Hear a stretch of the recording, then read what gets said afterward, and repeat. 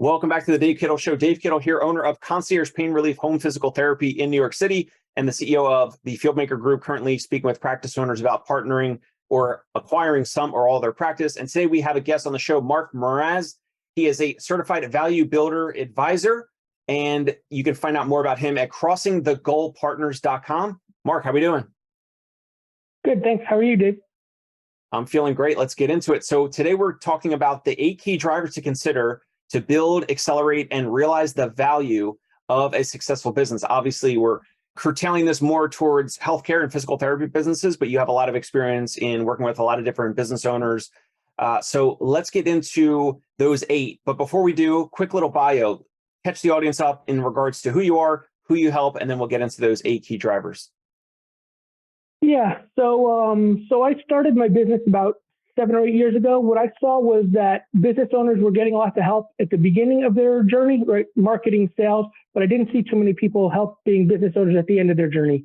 And I started my business because I saw my father successfully sell his business. He was able to put enough money aside so that when he passed away, that my mother doesn't have to worry about working again. She still lives in the same house that they did. So it's really about creating legacy wealth. That's really what got me into my business. Excellent. And for anyone that's watching or listening, you help business owners get ready to sell. You're not a broker advisor on actually exiting and selling, but you're helping them in what, the 1 or 2 or the 3 to 5 years leading up to a potential exit? Exactly. So I'm not a transaction guy, right? I work with people that do transactions, but I really do coaching, consulting work to help business owners get ready to sell their business. Because what I find is lots of business owners, they put so much sweat equity, time, money, effort. Maybe it's their kids' college fund. Maybe they went to friends and family for funding to build this business. And after 10, 20, 30 years of all this effort they put in, they might go to a broker and the broker will tell them, hey, I can't sell your business the way it is today. So what I need to do is help the business owner before they go to the broker. And we know that process usually takes a couple of years. And somebody that wants to buy your business is going to look at the last 3 to 5 years of revenue. So they're going to look at all your financial statements for the last 3 to 5 years. So really 3 to 5 year time frame is best. Those are great people that are getting ready to sell their business. Excellent. So let's get into the 8 key drivers for practice owners, business owners out there in order to build, accelerate, and realize the value of their successful practice. So what's number 1? So number 1 is financial performance, right? So how is your business performing financially, right? Are you actually making a profit? The big thing is, are you as the owner taking a salary? That's the big first piece of financial performance. The other second piece of financial performance is really how clean are your books, right? So have you gotten an audit done on your books? Do you keep your personal finances and business finances separate? Do you have, is it professionalized books? That's financial performance. Okay. And so if someone, let's say if they're listening, they're around $1 million in revenue or in the 1 to 5 million range, they probably have a bookkeeper, an accountant. Maybe they probably, if they're over $1 million or 2, they probably have an accountancy or a firm that's actually helping them with the books. Any tips or advice for someone who's maybe before that, like advice that you have, like if you don't have a bookkeeper, you should probably get one. Any other, obviously this is not legal advice, it's not tax advice, but any other tips or tricks for folks that are like on the fence there? Yeah, so what I would recommend is that people are speaking to their CPA, whoever is doing their tax planning for them in terms of the business in the future. Really talk to that person about what your intentions are for the next 3 to 5 years, because we know that, CPA, when you go to a CPA, their default strategy is to really save you on your tax bill to the government. What they end up doing is they end up reducing your revenue, and that way you can pay less taxes, right? So if you're speaking to your CPA advisor, you want to tell them, hey, listen, I want to sell my business in the next 3 to 5 years. What they should then do is kind of figure out, how do I maximize the revenue in their business, right? Because you want to be able to show a potential buyer that, you've got good revenue, increasing revenue from year to year, right? So if you're reducing revenue, that's not going to look good for a buyer. For sure. And at the same time, showing some amount of profit that's taxable, even though you're going to be taxed on that. I mean, we've seen a ton of things. We've seen, 5 or 10 grand being declared as net income for many different practices. Not going to mention any names, but in the $1 million range of revenue, but they're declaring 5 or 10 grand as net income. So we understand some of the legal loopholes with deductions and write-offs and all that, right? Yep. Okay, so number two. Number two is growth potential, right? So how much market is still available to the buyer? So if you're selling your business, and normally you would think if I've got 90% market share, that's good for me as the owner because lots of people are buying my product or service. But for a buyer, that doesn't give them much up room, right? So you really want to think about when you're selling your business in terms of your growth potential for a future buyer. So this is kind of why I talk about you're not selling your business, you're making your business viable to a future owner because they're investing in the future of your business, right? They don't care about the past so much as they care about the future of what they're going to get out of the business from after they buy it from you. So you want to make sure there's room for growth. So growth potential is the second driver. Got it. Now, when I hear that, so like with physical therapy, with healthcare practices, there's a lot of saturation, and some of these corporates that are regional or even national, they're still popping up new locations. So not acquiring some of the independents, but even the corporates that have 25, 50, 100 locations, different groups on the East Coast at least, are still opening up new locations. So there's just a ton of competition out there, and there's minimal saturation in regards to the current outreach or the current availability of some of these practices that we're speaking with. So I don't know with your clients, with your clients that you've worked with, I'm not sure if that is something either maybe not relevant for this conversation or something that is less of a value driver than some of the others here on this number 8 list. What do you think? Yeah, I mean, it could be less important, but yeah, I mean, what we talk about in terms of growth potential is we're looking at, what are the things that you can sell in a new region to a new client base? So, I mean, like you said, if they're pretty saturated already, or if you've got practices up and down the East Coast and, everything's already filled, I'm not sure there's much room for geographic growth, right? But can you start marketing to a different client base, right? I mean, is there somebody else that might be able to use your physical therapy services? There you go. So I like that because we're going to get into some other things later in regards to like recurring revenue. We're going to get into that, but that's one thing. Advertising or reaching out to other communities or other groups of folks, other groups of athletes or other individuals that are not using the healthcare services or the physical therapy services that you could actually be marketing to would actually be another key driver. That could be revenue growth, that could be profit growth, and expand the offerings of a practice, of a healthcare business that maybe you didn't consider 3, 5, 10 years ago when there wasn't demand for certain things like paying out of pocket for wellness services or things like that. So cool. Makes sense. Good. So the third driver is what we call Switzerland structure. I mean, it's kind of a silly name, but really what it represents is independence, right? So like the country of Switzerland is just an independent country. They didn't get into all the world wars until they were forced to. So Switzerland structure is about making sure your business is not overly dependent on a single employee, a single customer, or a single vendor, right? So you can imagine if your business is dependent on a single employee, that employee leaves, then they could take business with them. They could, really hurt your business, right? So you're adding risk by having an employee that just kind of owns everything in their head. So we talk also about in terms of customers, right? Making sure you've got diversification of customers, because you can imagine if you had one customer that was generating 50% of your revenue, that customer decided to go somewhere else, then you got a problem, right? And suppliers also.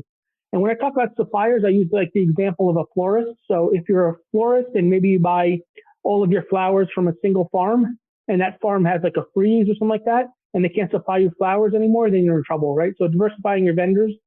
But when I talk about vendors also, I talk about vendors in terms of, who you do your marketing through, right? It's not necessarily who you're purchasing product from, but who you're doing marketing to, right? So if you're really dependent on, let's say, Facebook, LinkedIn for marketing, if you're social media ad buy, and then they change the algorithm or they change the pricing, that could be really impacting to your business too, right? So it's all about diversification, making sure you're not overly reliant on any one area. Yeah. So with physical therapy and healthcare, I've spoken with different brokers and advisors. I've spoken with some dentists who are buying practices. And one of the things that they try to stay away from are, unfortunately, practices that have a heavy government subsidized or government payer mix. So for example, you don't want to necessarily acquire a practice that has 40% of patients being of the Medicaid population, because maybe it in physical therapy or in dentistry, it reimburses lower. Now it's terrible. And those people in the community need that care. They need the physical therapy or they need the dentistry. But those are some things that the buyers and the brokers advisors are talking about out there. So when we're looking at practices, we're looking at what is the percentage of payers. So, Medicare might be 30% of their reimbursing payers, or the commercial insurance might be 70 or 80%. And then they might have, 10% as private pay out of pocket. So definitely diversifying your payers would certainly benefit you and decrease risk as a practice owner out there. Yep. Next one is what we call valuation teeter-totter. So I grew up calling it a seesaw, but valuation teeter-totter is really about cash flow. So how fast is money coming in versus going out of the business? So when somebody wants to buy your business, they write two checks is what we talk about, right? So they write a check to you for the business, and then they actually write a check for operating expenses, right? So what they need to put into the business after you leave to keep the business running. So making sure that, you've got good cash flow, money coming in faster than it's going out. That's one of the things we work on, to make sure you have a high positive cash flow. Yeah, so working capital is super important, and kind of for us on the buy side, evaluating practices, looking at their AR, their accounts receivable, and their AP, accounts payable, and seeing like what percentage of their AR is, over 30, 60, 90, or even in some cases over 120 days. And you and I both know, like, the further it gets out, like the less likely is wherever either us or the current practice owner or business owner is ever going to realize that income, that money, the further, you get away from it. So working capital, certainly helpful. And that I do like you bringing up that with the two checks. So, we're going to pay X at the close or X for the business. But then there is another time, money, and effort component of either the working capital funding, to fill a gap between when a new buyer is taking over and the old buyer is transitioning out, or, changing bank accounts or whatever, and making sure that there is some capital there for rent, utilities, payroll, all the things, without disrupting the course of business, because you don't want your employees in that transition to get nervous, or, someone's payroll check bounces, or they don't get their money directly into their account, things like that, right? Yeah, I mean, that's a big challenge, right? The employees, especially during a transition, everybody's a little bit nervous. They're not sure what's going to happen, with their job.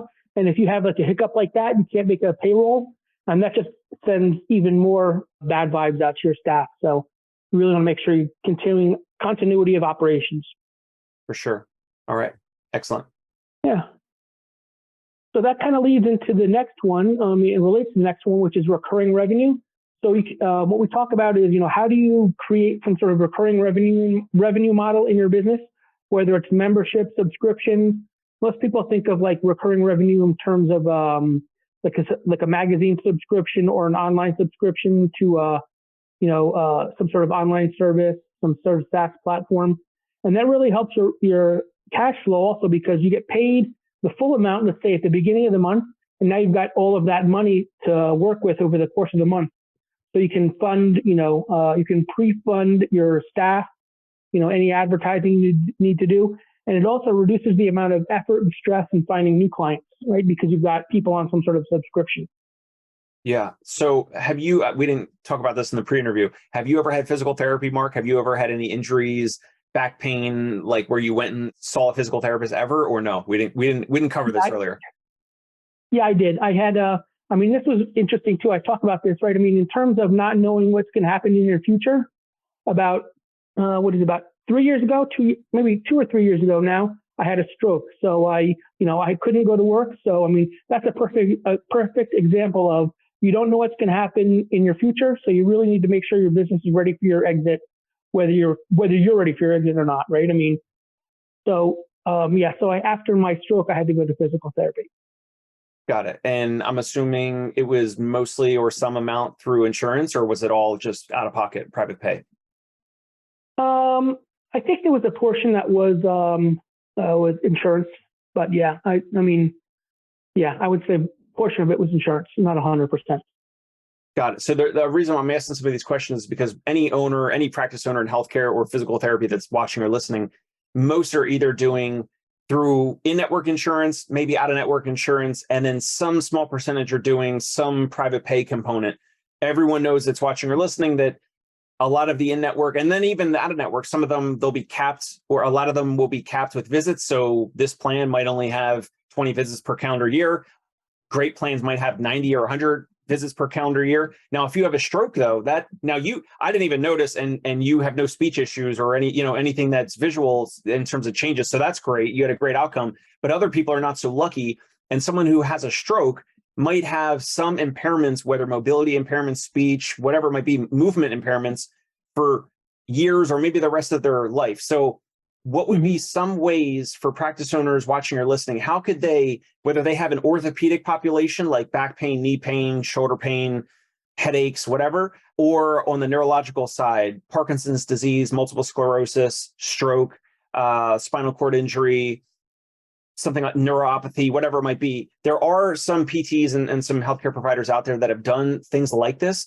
But do you have any tips or advice for a practice owner watching or listening that has one or two of those types of populations, and maybe they use up all their insurance benefits, and it's, right now it's March, but let's say by June or July, they use up all their insurance benefits. Insurance no longer pays for any of their physical therapy visits, but they clinically or medically still need the visits. And the physician can write them a prescription or a referral for physical therapy, but it doesn't matter because the insurance controls the visits. So right there, I'm trying to, prop this up for you. So how could owners watching or listening build some type of a recurring offer for someone in your type of situation or a patient in one of those situations, and present it as a potential offer for recurring? That's a good question. I'm just wondering if there's like some sort of educational program they could offer. Now with technology, everybody's used to doing Zoom and online learning kind of stuff. So is there some sort of membership, class that they could offer on a recurring basis? Maybe there's an opportunity to do some sort of physical therapy kind of instruction over the internet, right? Via Zoom or something like that, right? I mean, just, rather than having to go to the office for multiple visits ongoing, right? Maybe you can show people what they need to do at home, right? Rather than having to pay thousands of dollars for an in-person visit that the insurance covers. They can, maybe it's a smaller fee for ongoing kind of, a membership in some sort of educational program. Yeah, that's a great idea. And I don't mean to put you on the hot seat. We didn't prepare for this, so I appreciate you rolling with me. So another way would be, let's say, I'm in Brooklyn, I'm in New York City. Things are more expensive here, but there would be other places across the country. Maybe they charge, $100 per visit. Some places charge $200 or $300 per visit.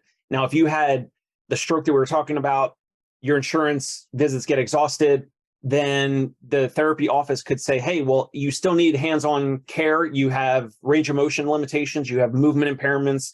You want to work on your walking. Maybe someone has drop foot with the stroke, or they have some other, movement issue. And you could offer them some dollar amount for a monthly membership for hands-on physical therapy. And then you could also have another tier where it's less expensive, and maybe it's in small groups. So it would be like 4 or 5 clients that have had a stroke that are doing some, similar routines or maybe some similar hands-on techniques with a physical therapist, but it is kind of subsidized in a semi-private group. And I'm just rolling off the cuff with this as an example, but that would be something where they would have your credit card on file. It's a monthly recurring membership for care. And then maybe you go back to using your insurance next year at, January 1st when your insurance resets. But that would be another way that a physical therapy office could have some monthly recurring income. And they're providing, maybe a couple of different offers. One offer is, Mark, we're going to work one-on-one with you. You come in for a 30-minute visit or an hour visit, and it costs this. Or it's a little less expensive, and it's a 30 or 60-minute visit, but it's with 4 or 5 other individuals, around your age, or they all had a similar stroke or stroke effects. Yeah, I think that's a good idea because people are looking for community, right? That's why they've got like group fitness classes, right? People like to get together in a, Soul Cycle, right? I guess that's a big one in New York. I mean, people like to do that kind of stuff as a group, right? And if they have a problem, they have, they kind of have someone they can turn to, like the big relationships with the other people in the class. So I like that idea. That's a good idea. And I do want to say, so over the years, we've had we don't have anything with our practice, with our home visits or concierge visits. We don't have anything that's monthly recurring, but we have had patients because we pretty much use everyone's credit or debit card like on file. So we're not taking checks. We're not really taking cash. Sometimes we'll do Venmo or Zelle, we'll accept it, but it's some other channel for us to check and have to deal with. So most of the time it's credit card or debit card. And we have had patients or clients over the years say, you guys are really smart to have our cards on, or my card on file, because it kind of feels like Uber. It feels like it's free. Like I feel like, like I'm not pulling my wallet out and paying you guys physically with cash. So it almost feels free. And I don't know if is that ever something that has come up with the way that you've helped business owners with the monthly recurring membership? I mean, obviously the practice, the business has to be delivering value, but in terms of the customer or client experience, is that ever part of it? Yeah, you're reducing the friction, right? I mean, you're reducing one step that the person has to take. And what they say in marketing, I'm not a marketing guy, but I've read some stuff. But if somebody's a client of yours already, there's a higher likelihood they'll be a client of you in the future, right? I mean, so let's say they have another accident, they already know who you are, you already have their information on file. They can come back to you. They're more ready to come back to you than they would be to go to somebody else. And so I guess that's it, right? I mean, it just reduces the friction, makes it easier for you, the business owner, and for the customer, the client. And if you reduce friction, then you're improving the patient or the client experience. And we also make it easier for them to do business with us, to work with us or collaborate with us. So we're delivering the value and they are paying us, whatever the fee is for that value. Exactly. And then you can start to think about, are there other services you can offer? I mean, I know you do physical therapy, but are there products you can sell, or are there other programs you can offer? And then you can start to upsell people in other directions. So and just you've got their information already. It just makes it so much easier to market to them, to sell to them, all those things. Yeah, awesome. Great. So that was recurring revenue, monthly recurring. So what would be next on this list? So the next one is monopoly control. It's about how you differentiate yourself from from your competition. So the idea of the term monopoly control comes from Warren Buffett, who talks about creating a deep and wide moat. So if you think about back to the medieval times, castles, they had a moat around them to keep the invaders away, right? So if you can build a deep and wide moat around your business, it just basically makes it more difficult for people to enter your market. Yeah. So how do you differentiate yourself, right? How do you explain to people what you do is valuable to them and that nobody else can do it? So do you have a specific technique, or are you licensed to do a specific, do you have a specific piece of equipment that other people don't have? I love it. And let me jump in here because we've had Tony Maritato a bunch of times on the podcast. So he's a practice owner in Ohio. He's got 2 brick and mortar offices. He also does a whole bunch of online stuff. Really smart guy.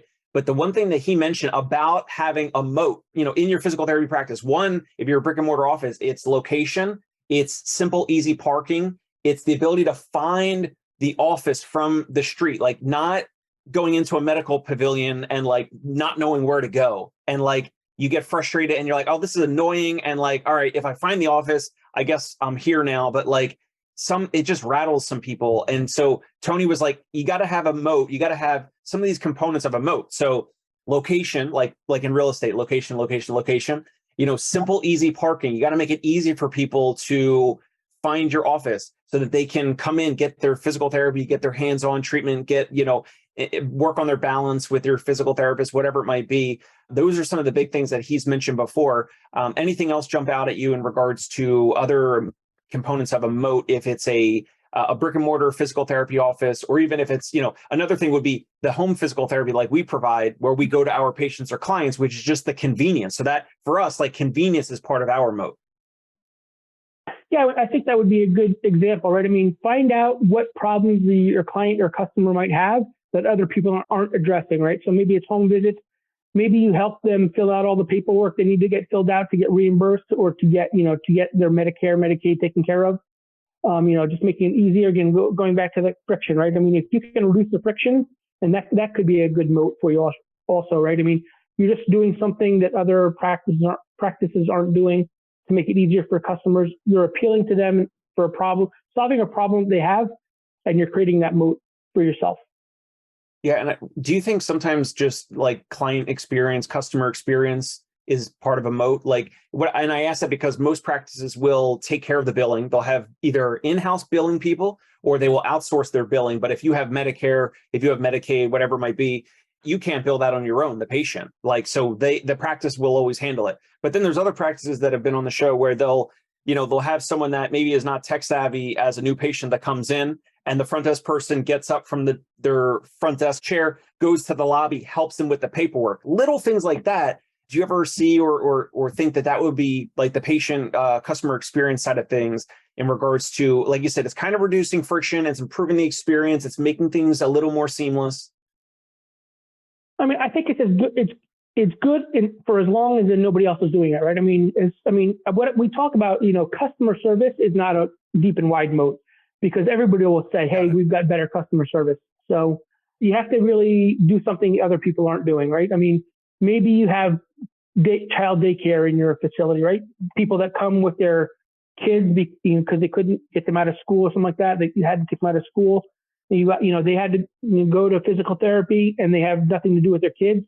You can, if you maybe have like a little area for the kids, so like a babysitter kind of service while they're in physical therapy. And so that's a great idea because a lot of the bigger gyms, like the LA Fitnesses of the world, will have like a little, maybe not at every location, but the location I used to go to in New Jersey would have like a kids like gym area, and there would be an adult that was trained and they're like watching the kids, and it could be just they're watching one kid or they're watching 5 or 10 kids at once, but then the parent could then go exercise as long as they want, get their exercise in, but not have to have their kid running around the gym getting hurt with weights or something like that. So that's a great idea for physical therapy offices. Yep. Excellent. Yeah, and again, if there's a piece of go ahead. I was just going to say, if there's like a piece of equipment that you have that nobody else has, I mean, I can imagine if you have, let's say, a like aqua aerobics kind of thing, right? Maybe you have a pool and you offer some specific physical therapy in a pool that other practices in the area don't have. That could be also a moat.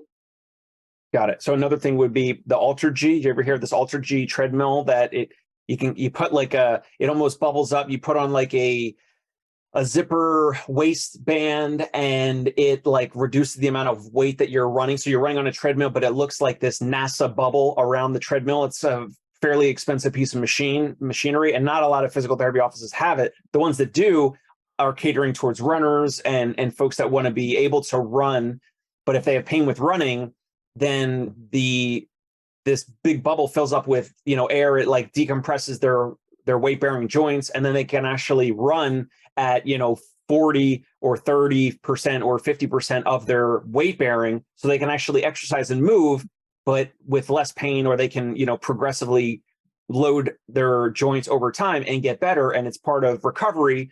That's something that I've seen a lot of physical therapy offices will advertise as like one of their components of a moat. Yeah, that could be it. That's good. I've never heard of that before. I like that. I want one. There you go. Several $1,000s, but I'm sure you'll be able to get one. Or there. You know what? Here's the thing. You can go on Google. You're in Las Vegas, and just Google, physical therapy Alter G, and then you'll see that'll be a moat component of some of those offices. But not every office will have one. But the ones that do will definitely want to promote it, and you'll probably get targeted with some Google ads or Facebook ads. Cool. All right. Thanks. So the next one I've got here after monopoly control is customer satisfaction, which is, pretty self-explanatory. Customer satisfaction, we use a tool called Net Promoter Score. So I don't know if you're familiar with Net Promoter Score. Basically, You're asking your clients, would you refer our business to a friend or relative or colleague, right? I mean, how referable is your business is really what it gets down to. Because it's been proven by the folks that do these statistics that if your business is referable by past clients, then there's a greater probability you'll have, growing revenue, right? People that refer you, they'll come back to you and they'll bring people with them, right? Can you just, for the audience, I mean, I think a lot of people know NPS, but can you describe, so it's like, how likely are you to refer us to a family or friend? and it's like a scale from 0 to 10 or 1 to 10, and it's like it's excluding 6 and 7 or 7 or 8, something like that. Yeah, so basically it's broken down, like you said, it's 0 to 10 or maybe 1 to 10. I can't remember exactly which one, but 9 and 10 are considered promoters. So if somebody gives you a 9 or a 10, they're promoters. 7 and 8 are neutral, and then 6 and below are detractors, right? So anybody that scores, 6 or below, they're people that are maybe they're not talking badly about you, but they're just not promoting your business. So basically what you do is you take how many promoters there were. Let's say you surveyed 100 people. Let's say 50 of them were promoters. And then you take the number of people that were maybe neutrals, right? The 7s and 8s. You discount them because they're not doing anything. And then you take the detractors, the 0 through 6.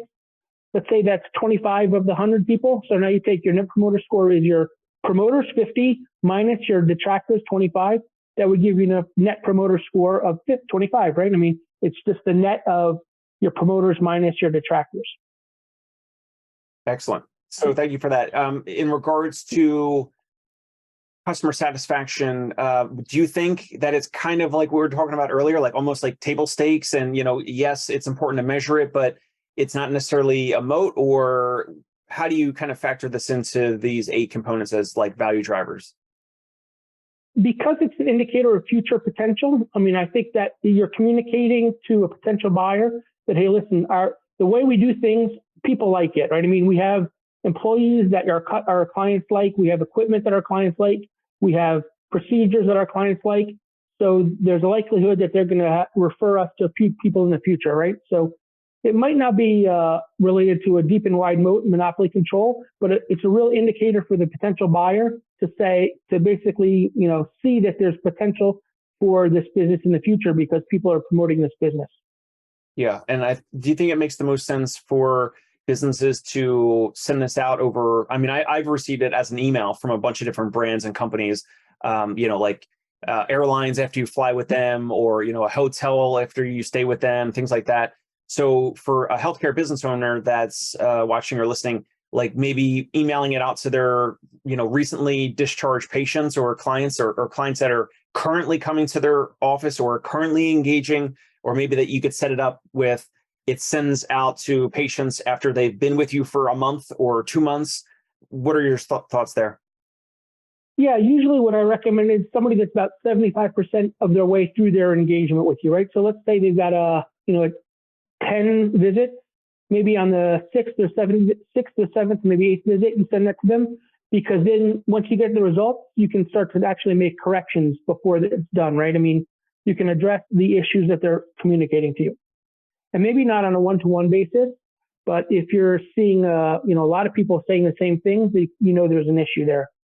So yeah, the key is that these net promoter scores are supposed to be a single question or 2 questions, really, right? Score from 0 to 10, and then why did you score the way you did, right? I mean, it's most surveys that you see, are people like, how was our food? Was it hot? Was it cold? That kind of stuff. Those are more anecdotal, right? So they're not as statistically proven as net promoter score is. So what we do is we use the net promoter score about 75% of the way through the engagement, and that's where we find the most help, because then I can make some adjustments. Got it. I have heard of practice owners sending it out after the 2nd or 3rd visit, because if the patient scores a 6 or something, then they will contact the patient immediately. Like the owner will call, or the manager or the clinic director might call to schedule a call, or just call that patient directly and try to make corrections, as opposed to waiting 75% into the plan of care. They're doing it almost like the first 25% of the potential plan of care, if it's going to be 10 or 15 visits. I think it just depends on, the owner, the patients, but, in some cases it might be too early, but in some cases you could probably recover a situation or improve a situation before it sours or goes too far bad. Yeah, I mean, I think that was one of the things that I learned when I was working in hotels and restaurants a long time ago, right? It's your recovery, right? How do you correct a mistake that really adds value to your customer? It demonstrates that you really care about them. So yeah, I mean, I guess the key is, whether it's 2 or 3 or 7 or 8 times, the key is to get the feedback when they've experienced your service long enough that they can make a decision, but still have enough time for you to correct it and take some action on their input. And so they can see that, hey, this person really is listening to what I'm saying. Excellent. So the customer satisfaction, what number was that? I lost count. What number we're up to? That was 8. So our last one is hub and spoke. It's really talked about how dependent is the business on the business owner, right? So you can imagine, I think the example that we use is like an airline example, right? So if all the airplanes are flying into a hub, if that hub breaks down, then the whole system breaks down. So it's the same thing for the business, right? If you, the owner, are the hub of the business and there's something happens to you or you want to go on vacation, the whole system breaks down, the whole business falls apart, right?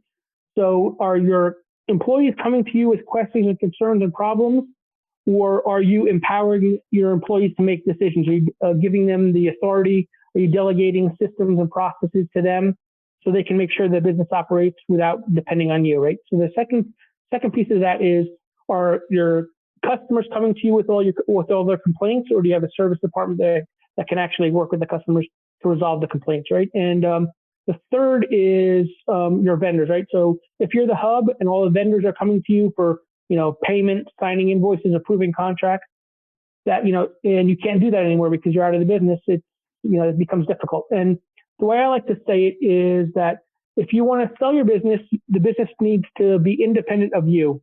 And because the buyer does not want to buy your job, right? They want to buy your business. So if you're the guy that's doing, or the gal that's doing everything in the business, not only are you feeling stress on yourself, but nobody's going to want to buy your job. For sure. So that's one component that we've discussed a lot on this show, which is having practice owners kind of delegate, get out of a lot of the roles and responsibilities. The more that they can delegate, the easier it is for them to potentially transition out. And there are some practice owners that we've spoken with to potentially partner with or acquire, where they're treating 30 or 40 hours a week. They're treating patients 30 or 40 hours or more per week, and that's fine. And then there's others that are like absentee owners, and they're already completely out of the day-to-day, and they have some other person that they've groomed, that they've trained to manage the front desk side of things on the front desk, the scheduling, the phone calls, the admin, the billing, all of that, or also over the therapeutic side, the actual delivery of care side, the therapist, all of that. So obviously it makes it a lot easier for practice owners in that situation to transition out. The challenge that we see is that the practice owners that are treating 40 or 50 hours per week, and then they want to sell their practice, and at the same time they say that they want to treat less or not treat any patients at all, but then the buyers like us are like, well, but we would have to replace the revenue that you've been generating on a calendar year. So either we have to put that into the offer as a potential lower offer, or there has to be, we have to make up that revenue some way, either with hiring, with recruiting more talent, or kind of factoring that into some transition plan. Yep, that's exactly right. Excellent. So we went over the 8. Any final recap, final thoughts in regards to some of these 8 key drivers for practice owners to build, accelerate the value of a successful practice?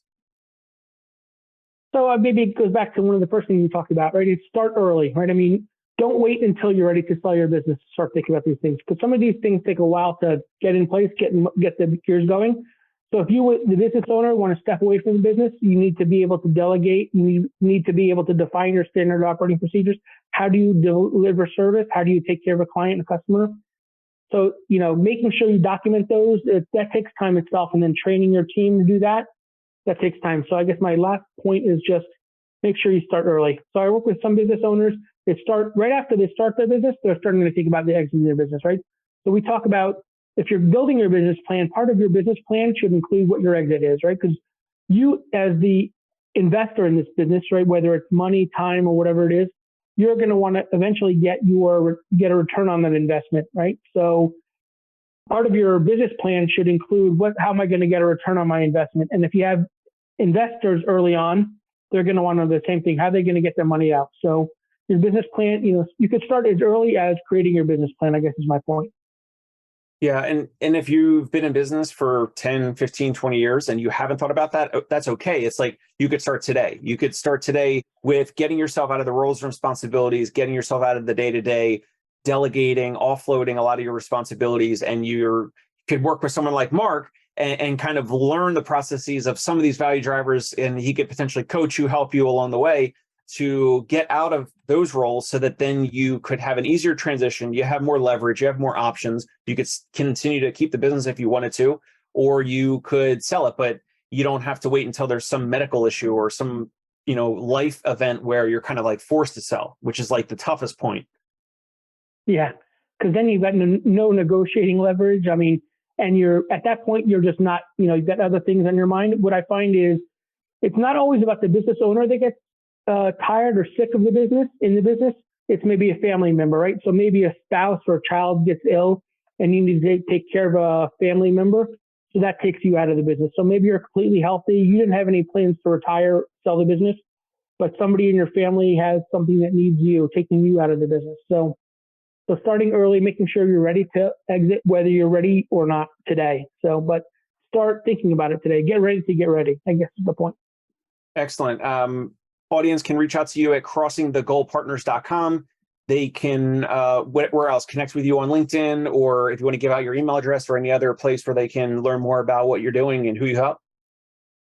Yeah, LinkedIn is a great place. I'm on LinkedIn often, posting on LinkedIn. I'm connecting with people on LinkedIn, so that's a good place.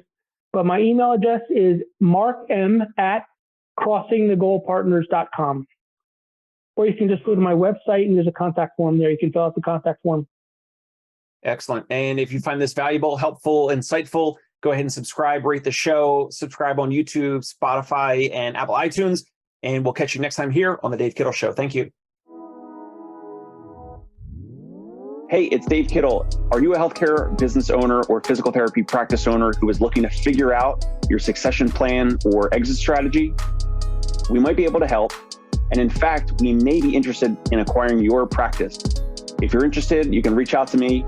Shoot me an email at dave@conciergepainrelief.com. That's DAVE@CONCIERGE painrelief.com. Or you can call me at any time, 646-781-8884.